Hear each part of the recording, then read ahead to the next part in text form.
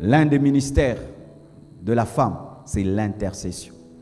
C'est pleurer pour son mari, pleurer pour ses enfants, pleurer pour son pasteur, pleurer pour son église, pleurer pour les nations. Lorsqu'une femme, au lieu d'intercéder, critique, au lieu d'intercéder, murmure, au lieu d'intercéder, perd son temps devant la télévision, perd son temps à popoter, à papoter, à papoter, tu as oublié ton ministère et le jugement va frapper ton mari, il va frapper tes enfants, il va frapper ta nation, il va frapper ton église. Remarquez souvent dans les églises, s'il y a 100 intercesseurs, souvent il y a 70 intercesseuses. Les femmes sont très attirées par l'intercession.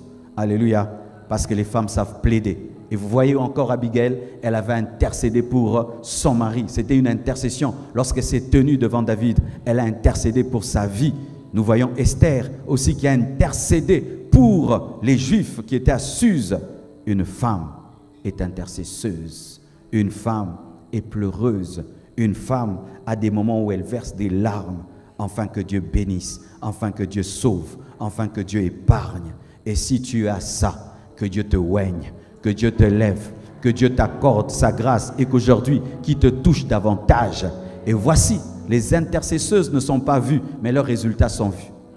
Tu n'as pas besoin d'être vu, mais tu as besoin d'être entendu. Tu n'as pas besoin d'être connu, tu as besoin d'être entendu. Persévère dans le secret, persévère dans le secret. Vous savez qu'il y a des hommes qui réussissent, c'est la femme qui pleure dans le secret. Vous savez des enfants qui réussissent, c'est la femme qui pleure dans le secret. Et lorsque la femme arrête, tout est bloqué. Il y a un pasteur, il avait une grande église. Dieu l'utilisait puissamment. Et un jour, l'église ne grandissait plus. Et il dit, qu'est-ce qui se passe? Dieu lui dit, le pasteur de l'église ne prie plus. Il dit, mais moi je prie. Il dit, ce n'est pas toi le pasteur de l'église. C'est cette maman-là. C'est elle, quand elle prie pour toi, je l'exauce et je t'utilise. Mais elle a tellement de problèmes, je ne t'utilise plus. Fais tout qu'elle rentre à la prière. Elle est revenue à la prière et les miracles ont recommencé. C'était elle qui tenait l'église dans la prière. Que Dieu me donne des mamans qui prient pour moi.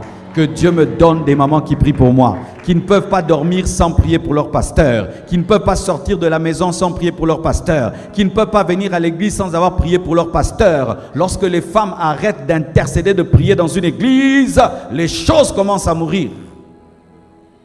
Le ministère de l'intercession. Et comment tu peux savoir cela? C'est que chaque fois que tu entends quelqu'un avoir un problème, ça te pousse à genoux.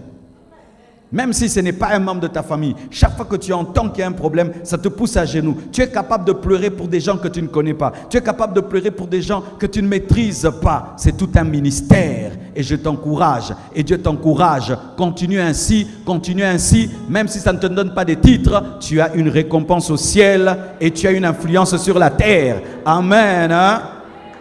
Le ministère de l'intercession.